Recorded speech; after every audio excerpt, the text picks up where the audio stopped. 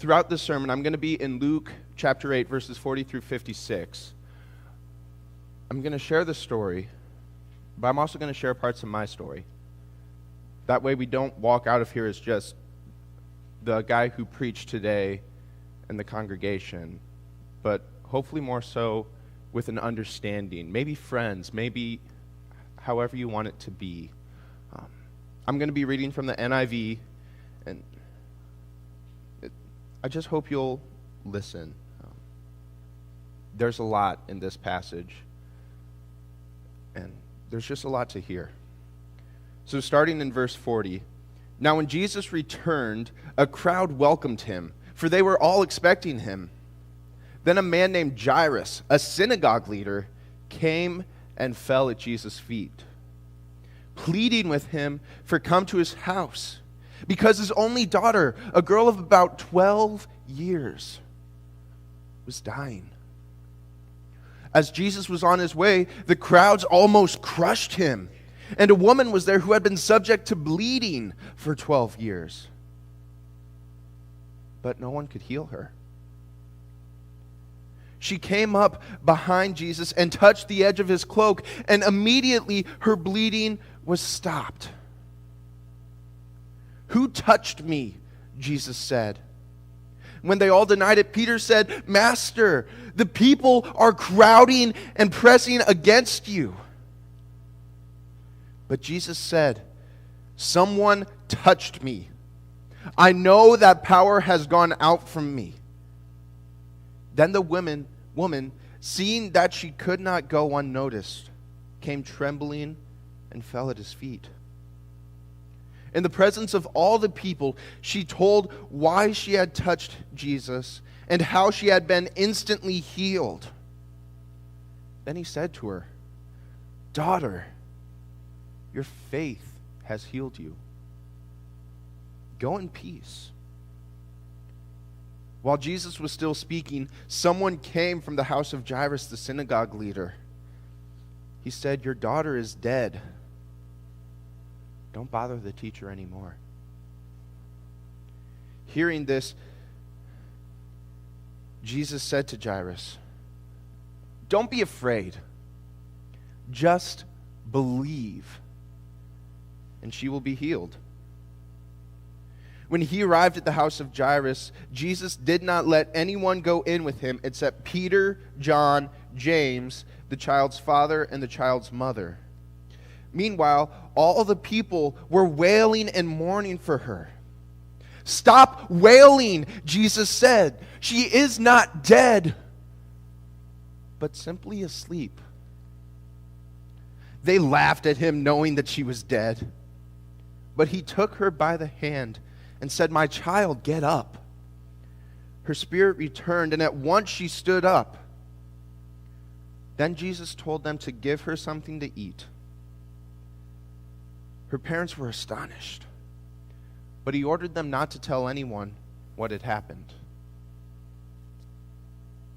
That's a lot right there. There's so much pain, so much suffering, so much fear in what the future's going to hold, so much fear in what that moment's going to hold. But at the end, Jesus gives peace. Jesus gives love.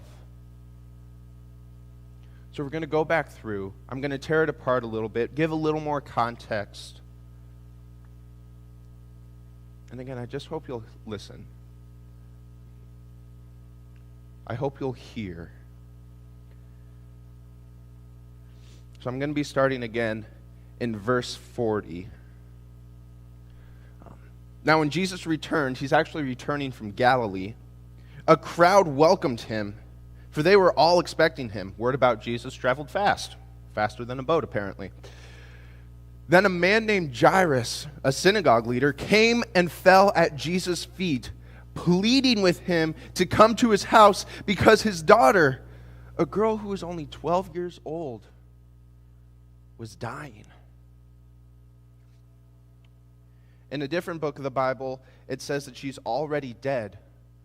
Yet Jairus still comes and falls on his knees, begging Jesus to come because he has faith that Jesus can save his daughter. You see, he didn't care what people were thinking at this point in time. Synagogues were closing their doors to Jesus. They didn't want Jesus coming in. They didn't want him teaching. They didn't want the attention going away from them, the Pharisees or whoever was in the synagogue, to Jesus. They didn't want him to get more followers. Yet Jairus, this synagogue leader, leaves his friends, doesn't care what they're going to think, and he goes and he finds Jesus and he falls down on his knees and begs, Jesus, do something. My daughter is dying. My daughter is dead. I personally don't have a daughter or a son. I have a couple of really cute cousins. But I don't know what it's like to fear for someone, especially a child, dying. The amount of hurt that has to be in that. The amount of fear. How scared he is. How much he just wants his daughter back. So he goes to Jesus. He reaches out. And then we have a break, so he leaves you in suspense until the end of the story, which I read already, but still. Ha ha ha. Okay. So continuing on, second part of verse 42. As Jesus was on his way, the crowds were almost crushing him. And a woman was there who had been subject to bleeding for 12 years. But no one could heal her. So she came up behind Jesus and touched the edge of his cloak. And immediately her bleeding stopped. So the reason Jesus was getting such a crowd, I actually find this kind of interesting. When teachers, rabbi, when they walked, they talked. And when they talked, they taught. So Jesus is walking around teaching as he's going to Jairus' house. He's teaching about all the great things. Apparently we don't get any stories of that. But he's teaching. And that's why this crowd is coming around him. They're wanting to hear what Jesus has to say because it's Jesus. I mean, I would definitely be one of those people. If I heard Jesus was in California or somewhere else, I'd be going to go see him. I'd want to know. But this crowd is crushing in. Everyone's trying to listen and see and hear. Then this woman comes. It says she'd been subject to bleeding for 12 years. And some of you may think, what's wrong about bleeding? They did sacrifices all the time. Blood was everywhere. In the temple, outside of the sacrifices, the culture abhorred blood. They didn't like it. They hated it. It made you unclean. So they wanted nothing to do with you. The reason the woman had to sneak into the crowd is because if people found out who she was, what she was suffering from, they would kick her out.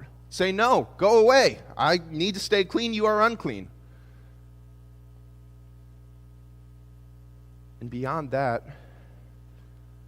we also see even more of the suffering of this woman. For 12 years, she had tried to get better. For 12 years, she had spent everything she had.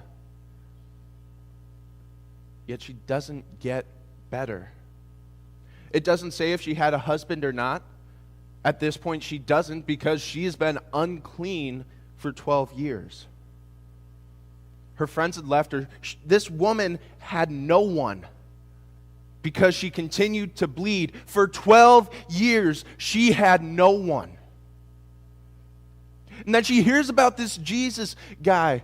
And even though she's afraid that people will figure out who she is, that they will scorn her, that they will kick her out, that they will hurt her, she reaches out and touches the edge of Jesus' cloak because she thinks that if she just touches the edge of Jesus' cloak, she will be healed. That's what it says in Mark. And immediately, her bleeding stops. I told you guys that I was going to share a little bit of my story here. A lot of people hear that I'm a preaching major and like, he's raised in the church. He must have been doing all this, that as in a youth group. He must have been doing all that since he was a little tyke. That's not true. Actually, around 4 years ago is when I truly started coming to church. It was junior year of high school, right before Christmas break. It was around Halloween when I started going to church. But I actually relate to this woman a lot. Because you see, before puberty hit, I was short and fat. Now I'm tall and I'm less fat, but it's not as bad. You guys really don't like to laugh in the morning, do you? Oh, geez.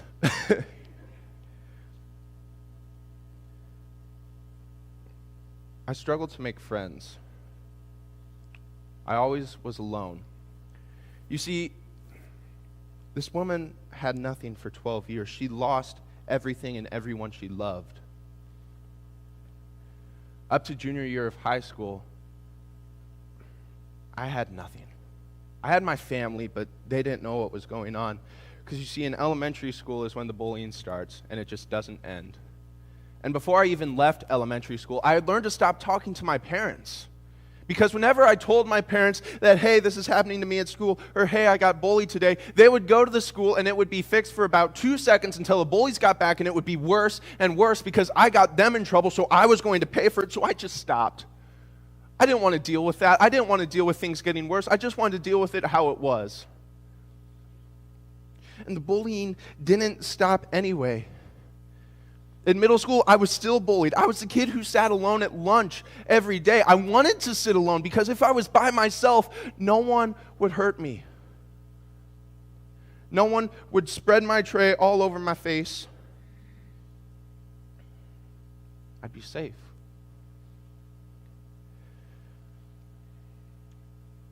But I continued to get worse. I still wasn't talking to my parents because I was scared of what would happen if they found out.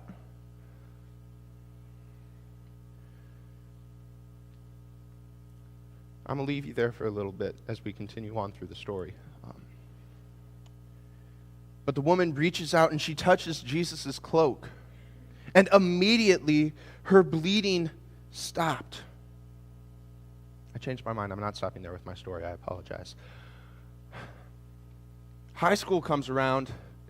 Let me tell you, the bullying didn't stop. It just changed some more. It's high school. What do you expect? And we get to this junior year of high school where I told you I started coming to church. It didn't start off that well by any means. The bullying had gotten so worse. I had distanced myself so far from my family, I felt alone, so alone. And I didn't have Jesus. I didn't have God. I didn't have any type of love for me to fall on. Because, yeah, my family would say they love me, but how can they love me when I don't even love myself? Junior year of high school was one of the worst years of my life. It ended up being one of the best years of my life, though, as well. You see, junior year of high school, to put it quite bluntly, junior year of high school, I was done. I was done with school. I was done with the bullies. I was done with life. So I started to cut myself. I was starting to toy with this idea of death. I didn't want to be here anymore. No one loved me. There was no one around. No one that cared. Or so I told myself. Junior year of high school, I started to cut myself. Junior year of high school, I tried 3 times to kill myself. Luckily, they all failed. I can say that now. Junior year of high school, one of my friends says, hey, TJ, you should go to church. I finally had friends. I was still struggling. I still felt alone. I don't know how that makes sense, but it did. So I started going to church. And for one of the first times in my life, I felt this love. Because the youth minister, that sermon that night hit me hard. To make me think that there was maybe some grain of hope in this world. So I reached out to Jesus, and that's where I wanted to leave you on the cliffhanger until I got to the end. So I'm just going to leave you there. Ha ha ha. So Jesus, in verse 45, he stops everything after the woman touches him. And he says, who touched me? When all the disciples denied it, Peter said, "Master, the people are crushing and crowding and pressing against you. The crowd is so close. Everyone's touching Jesus. Everyone is crushing around." It'd be like if all of us got in just this middle aisle and like bulldozers came and pushed us together. That's probably about what it was like. Everyone was touching everyone. You didn't have room to breathe. You didn't have room to stop. You either kept moving or you got trampled. That's how I envision this. It's a very tight group. Yet Jesus stops and says, "Someone touched me." I just kind of imagine the disciples, well, duh, we're all being touched. None of us are comfortable right now. But this is the part that I really want you to hear.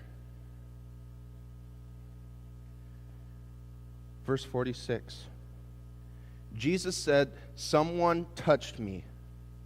I know power has gone out from me." And Mark it throws in, he didn't stop looking. Jesus didn't just stop for a second and say, "Who touched me?" He stopped everyone and said, "Someone touched me. Power has gone out from me, and I am not moving until this person comes forward." I can imagine the fear in the woman as she comes forward. In verse 47, then the woman, seeing that she could not go unnoticed, she couldn't get away because everyone was watching, and if you're obviously walking away from the person who's saying, "Who touched me?" you're probably the one that touched him. The woman, seeing that she could not go unnoticed, came trembling and fell at Jesus' feet. And in the presence of all the people, she told why she had touched him and how she had been instantly healed. And Jesus said to her, "Daughter, your faith has healed you. Go in peace." You see, this woman was so scared to come to Jesus and say, "I'm struggling. I need help. I'm bleeding. I have no one. I have nothing. I need you. I need Jesus. I need your love." And when Jesus stops everything, she's so scared that he is going to take the miracle away, that he's going to make her bleed, or worse. She is so scared of how everyone is going to react to her. She is terrified of what's about to come. But instead of Jesus taking away the blessing, instead of Jesus casting her out of the crowd, Jesus says, "Daughter, your faith has healed you. Go in peace. Be freed from your suffering." Oh, how those words must have hit her. I can't imagine. The fear that she had, how scared she was.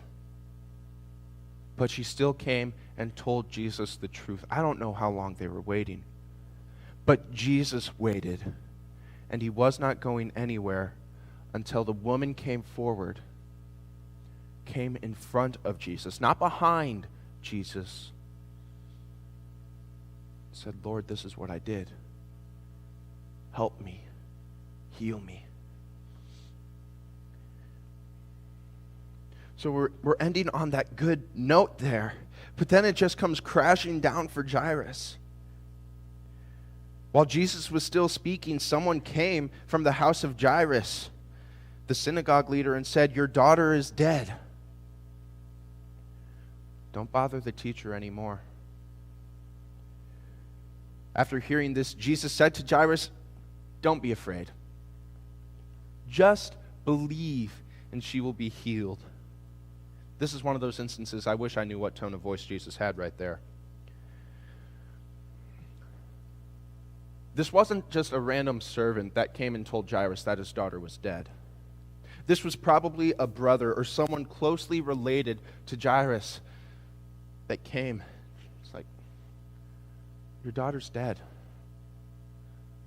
This man had no faith. Don't bother the teacher anymore. What can he do?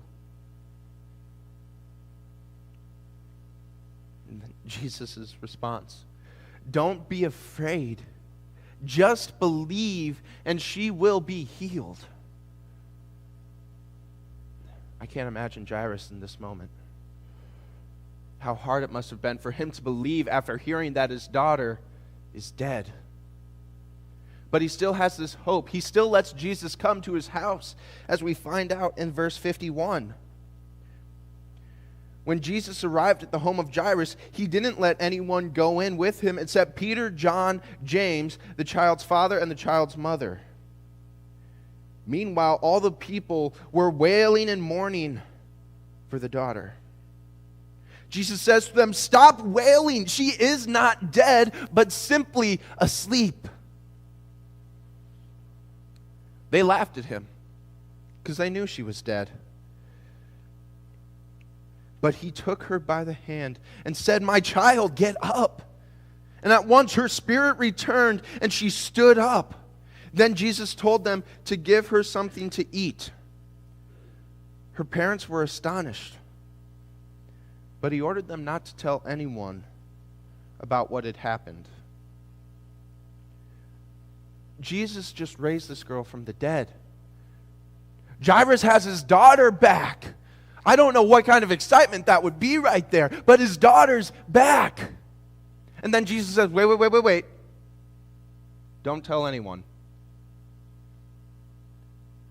I find that to be very difficult.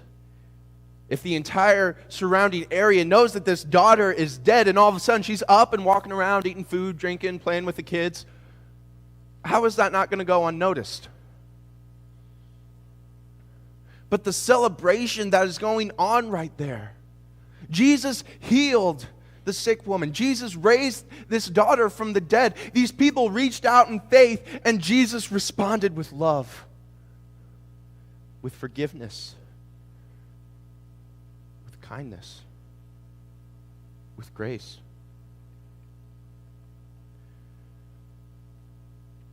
When I went to church, that's what I started to feel. I went that first night, and like I said, the sermon hit me hard. I started going back every week to try and figure out who this Jesus character was, who this God guy is that's supposed to love me no matter what. I was still struggling. I was still struggling to see value in my life, but I started to see this kind of hope.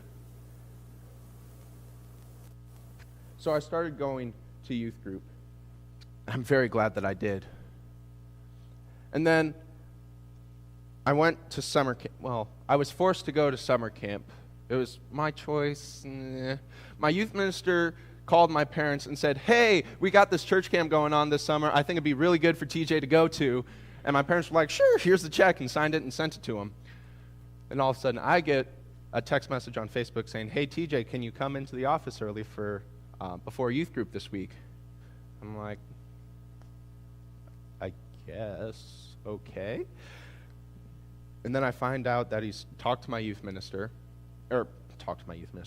parents. He's got the check right there. And he says, "Your parents agreed for you to go to church camp. Do you want to go?" While he's got the check right there. So how can you say no? So that's basically me being forced to go to church camp. In my mind, anyway. But it's one of the best things that happened to me. Because you see, throughout this entire time, I had been asking internally, why does God allow this to happen to me? Why does God allow me to cut myself? Why does God allow me to want to kill myself? Where is God's love in my life? And this is where I start to see how God puts things in line and in motion for His purpose, and it's great. Because you see, the theme of that week of camp was why. It was Philippians 4:13. I don't remember what the verse was that they put on all the t-shirts, but the theme of the week of camp was why. And we were allowed to ask any why questions that we might have. And if you weren't comfortable asking them to a person, to a dean, to one of the camp counselors, there was a gold box in the cafeteria that you could write your question down on an index card, put it in, and it would be addressed that week, that night at chapel. Not that week, it's church camp. Jeez, chapel's every night. throughout that week, the best way I can describe it is Jesus was knocking on my door, and I was hiding on the other side because I did not want that door to come down. I did not want to know what would happen.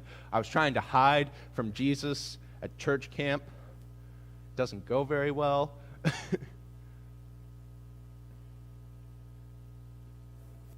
I ended up asking my question. Well, by asking, I wrote it down on a piece of paper because I'm not going to talk to anyone. I don't want anyone to know that I'm hurting. I'm not going to show any emotion. I'm a guy. Ha ha ha. But my youth minister was the dean for that week. And he's the one who went up on stage. And he says, I have a question tonight that breaks my heart. I have a question that says, why? If God loves me as much as the Bible tells me so, does he allow me to cut myself? Does he allow me to want to kill myself? Where is God and his love in this life of suffering and self-hatred? Where is God? I don't necessarily remember the answer because I had started falling for the first time in a long time at that point in time.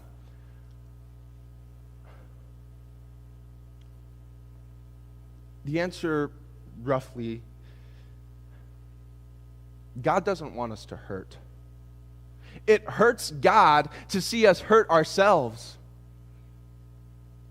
God loves us more than we could ever understand, more than we could ever reciprocate back or to anyone. It hurts God to see you hurt. And Satan tries to put this in our mind that you have to be by yourself, that you can't trust anyone, that you can't open up about what's really going on the inside, because then you're being too open and you're just waiting to get hurt. And that's what happened to me. So I finally asked my question. I finally got this answer that there is hope. God doesn't want to see you hurt. God wants to see you live free. He wants to see you be filled with love, filled with joy, to be able to go and live life.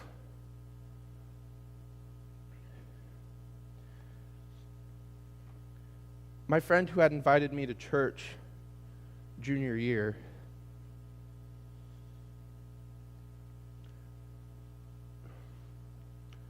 she stopped.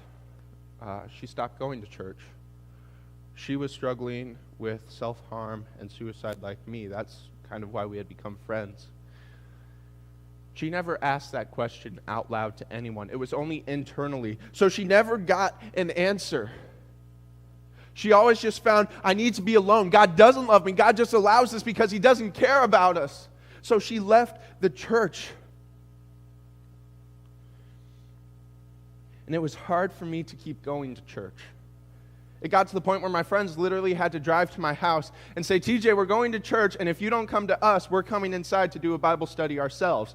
I don't know how that worked, but it happened. So I ended up going to church. And it's because of this moment where I was at church camp, where I asked my question, where I was open, where I was vulnerable, that I am here today. Because if I hadn't asked that question, I can almost guarantee that I would just be another statistic. But instead, I'm here.